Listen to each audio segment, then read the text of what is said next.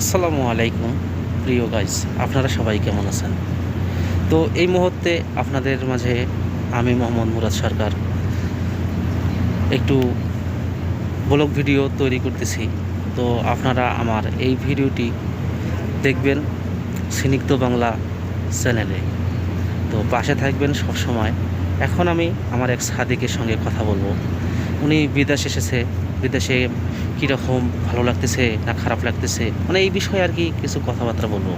তো আপনারা আমার ভিডিওটি পুরোটাই দেখবেন, স্কিপ করবেন না।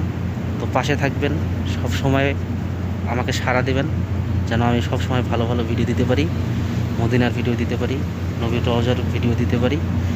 তো চলুন তাহলে আমার এই সাদিকের সঙ্গে এখন একটু কথা বলবো।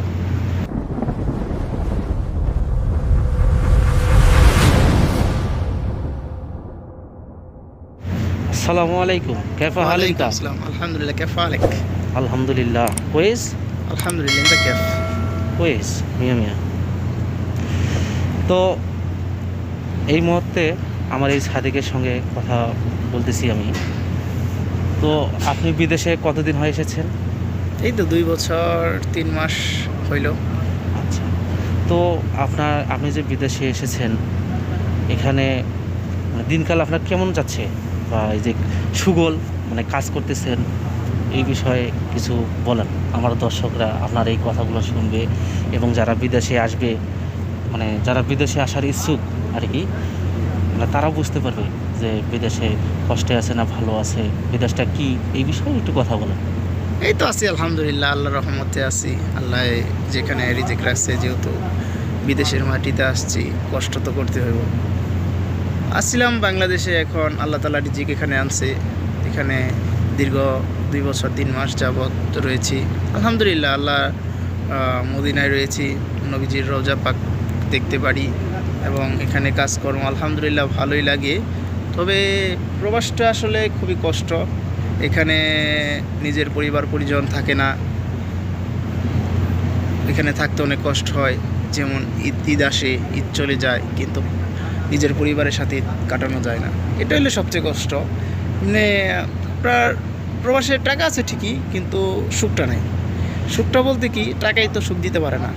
আর টাকা যদি সুখ দিতে পারতো, তাহলে ধনীরা রাত্রেবেলা ঘুমাইতে পারতো, তাই না? আসলে কি প্রবাস জীবনটা হলো খুবই কষ্টদায়ক। নিজ মাতৃভূমি ত্যাগ করে প্রবাসে আসা এবং প্রবাসের মাটিতে থাকা এবং কাজকর্ম করা, আসলে কি দিন শেষে একটাই ভালো লাগে, যখন কাজ শেষে পরিবারজনের সাথে কথা বলি, একটু মনটা অনেক ভালো লাগে। এবং মাস শেষে যে স্যালারিটা পাই, যখন ফ্যামিলিকে দিতে পারি, ওইটাই আর কি ভালো। এছাড়া প্রবাসে আর কোনো সুখ আমি দেখি না।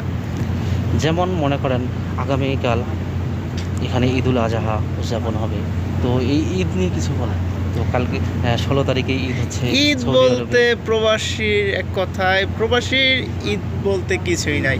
যেমন ঈদের নামাজটুকি খালি ঈদ, ঈদের নামাজটুক পড়বো, তারপরে এই ডিউটি চলে আসবো, তাহলে আমাদের কিসের ঈদ?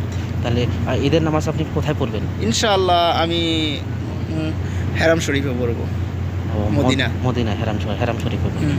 যাই হোক, আপনার অনেক কপাল ভালো যে আপনি মদিনায় নামাজ পড়তে পারতেছেন। এরকম ইনশাআল্লাহ প্রত্যেকটা যখন সৌদি আরবে আসি, ইনশাআল্লাহ প্রত্যেকটা ঈদের নামাজই আমি মদিনা হেরাম শরীফে পড়তে পারছি আলহামদুলিল্লাহ। আল্লাহ তাআলা তৌফিক দান করছে, এই আর কি। তো ঠিক আছে, ভালো থাকবেন, সুস্থ থাকবেন, আপনার জন্য শুভকামনা রইল। তো সব সময় কাজকর্ম নিয়ে ব্যস্ত থাকেন এবং দিন শেষে টাকা পান, পরিবারকে পাঠান। তো এই বলে আমার আজকের ভিডিও এখানে সমাপ্ত করতেছি। তো আপনারা সবাই আমার ভিডিওটি দেখবেন, পাশে থাকবেন, লাইক কমেন্ট শেয়ার করবেন, বেশি বেশি করে সাবস্ক্রাইব করবেন, যাতে আমার ভিডিও ফরিওতে পৌঁছে এবং আপনারা সব সময় আমার ভালো ভালো ভিডিও পাবেন ইনশাআল্লাহ। তো সবাই ভালো থাকবেন, সুস্থ থাকবেন, আল্লাহ হাফেজ।